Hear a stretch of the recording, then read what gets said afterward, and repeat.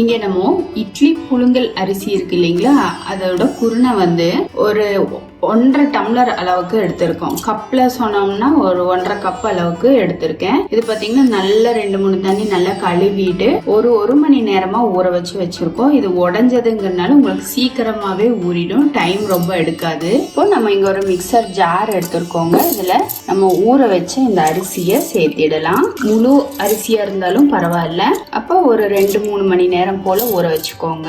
இது நமக்கு ஸ்பீடா ஊறிடுங்கிறதுக்காக நான் குருணையை வாங்கியிருக்கேன். இதுக்கு தேவையான அளவு உப்பு சேர்த்திடலாங்க. கொஞ்சமா தண்ணி சேர்த்தி நல்ல ஒரு ஃபைன் பேஸ்டா அரைச்சு எடுத்துக்கலாம். இப்போ பாத்தீங்கன்னா நல்ல ஃபைனா அரைச்சிருக்கோம். இங்க நம்ம ஒரு பேன் வச்சிருக்கோம். இதுல ஒரு 2 டேபிள் ஸ்பூன் அளவுக்கு தேங்காய் எண்ணெய் இல்லாட்டி எண்ணெய் சேர்த்திக்கலாம்.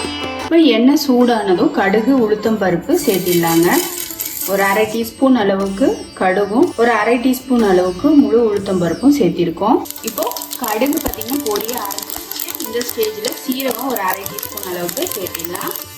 அதுல பொடியை கட் பண்ண வரமிளகாய், அடுத்ததா பெரிய வெங்காயம் ஒன்று நல்லா பொடியா நறுக்குனது சேர்த்திடலாம். ஒன்னே ஒன்று தான் எடுத்துருக்கோம். நல்லா பெரிய சைஸ் வெங்காயமா ஒன்னே ஒன்று எடுத்துருக்கோம்.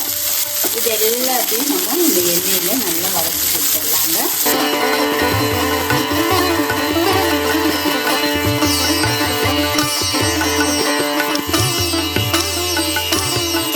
நல்லா நிறம் மாறுற வரைக்கும் நல்லா வதக்கி கொடுத்துடலாம்.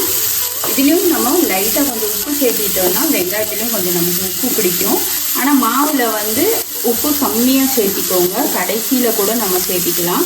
அதாவது மாவில் அதிகமாக இருக்கிற மாதிரி இருக்கும். அப்போ நம்ம உப்பும் அதிகப்படுத்திட்டோம் அப்படின்னா உப்பு மாதிரி ஆகிடும். அதனால் எப்போவுமே பார்த்து சேர்த்திக்கோங்க. நான் வந்து மாவுலேயே மொத்தமாக சேர்த்துனதுனால இப்போ வெங்காயத்தில் சேர்க்க கிடையாது.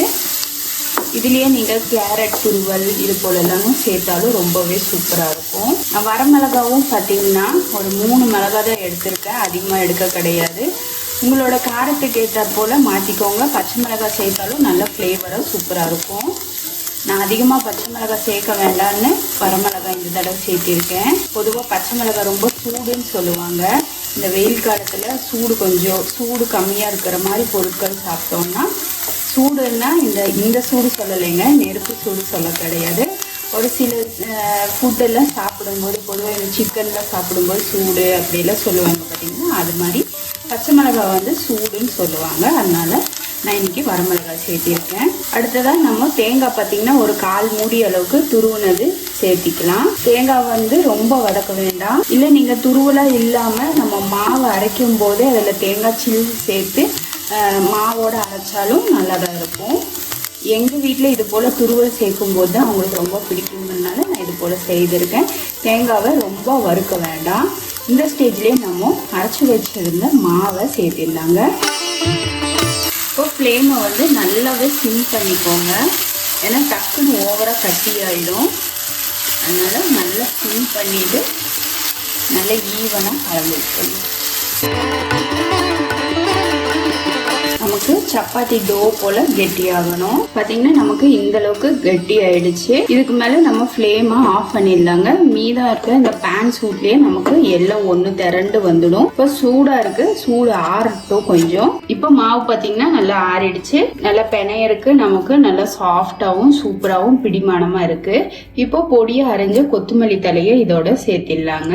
நல்லா ஃப்ரெஷ்ஷான கொத்தமல்லி தலையை சேர்த்தி இது போல பிசைஞ்சுக்கலாம். இதில் நீங்கள் வேர்க்கடலை சேர்க்கறதா இருந்தாலும் சேர்த்திக்கலாம், நல்லா இருக்கும். இப்போ இதை எல்லாத்தையும் நல்ல ஒரு டோ கன்சிஸ்டன்சிக்கு பிசைஞ்சுக்கலாம். இதுல நம்ம தேங்காய் துருவல் சேர்த்திருக்கனால நல்ல மணமா சூப்பரா இருக்குங்க.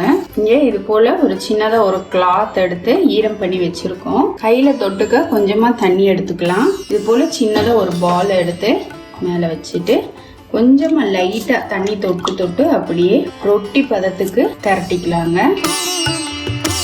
நம்ம இது வந்து வாழை இலையிலையும் வச்சு செய்யலாம். இது போல துணி மேல வைக்கும் போது நம்ம கல்லுல போட்டுட்டு லைட்டா தண்ணி தொடச்சு விட்டோம்னா கல்லுல நல்லா ஒட்டிக்கும். இது கூட கார சட்னி தேங்காய் சட்னியில வச்சு சாப்பிட்றதுக்கு ரொம்பவே சூப்பரா இருக்குங்க.